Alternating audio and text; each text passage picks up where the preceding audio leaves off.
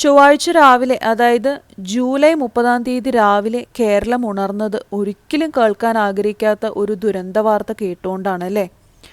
നമുക്കരികിൽ ഇന്നലെ വരെ ഉണ്ടായിരുന്ന വയനാട്ടിലെ നമ്മുടെ പ്രിയ സഹോദരങ്ങൾ പൊടുന്നനെയുണ്ടായ പ്രകൃതിക്ഷോഭത്താൽ മണ്ണിനടിയിൽ പെട്ടുപോയി ഒരുപാട് പേരുടെ ജീവനെടുത്തു എന്ന വാർത്ത വളരെ വിഷമത്തോടെയാണ് നമ്മളെല്ലാവരും ശ്രവിച്ചത്. കുറച്ച് ദിവസങ്ങൾക്ക് മുമ്പുണ്ടായ ശിരൂരിലെ ദുരന്ത വാർത്തയും വളരെയേറെ ഹൃദയവേദന നമുക്കിടയിൽ ഉണ്ടാക്കിക്കൊണ്ടിരിക്കുകയാണ്.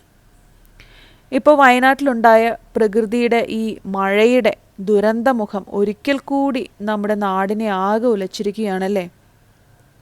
നാടിന് നടുക്കിയ ഈ ദുരന്തത്തിൽ ജീവൻ നഷ്ടപ്പെട്ടു പോയ നമ്മളുടെ പ്രിയ സഹോദരങ്ങൾക്കായി ഒരു നിമിഷം നമുക്ക് ആത്മാർത്ഥമായി പ്രാർത്ഥിക്കാം.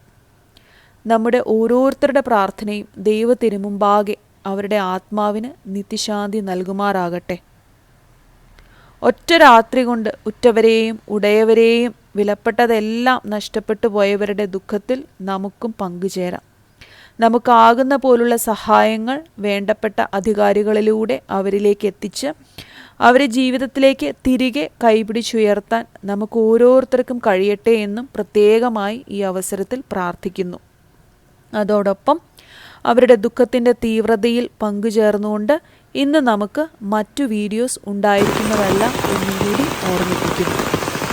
അതുപോലെ കാലാവസ്ഥയെക്കുറിച്ചുള്ള ഗവൺമെൻറ്റിൻ്റെയും പ്രസ്തുത വേണ്ടപ്പെട്ട അധികാരികളുടെയും നിർദ്ദേശങ്ങൾ കൃത്യമായി ഫോളോ ചെയ്യുവാനും പാലിക്കുവാനും പ്രത്യേകം ശ്രദ്ധ നൽകുക. പരമാവധി സേഫായിട്ടിരിക്കാൻ ശ്രദ്ധിക്കുക. നമ്മുടെ നാടിനു വേണ്ടി നമുക്കെല്ലാവർക്കും ഒത്തൊരുമയോടുകൂടി കൈകോർത്ത് പ്രാർത്ഥിക്കാം.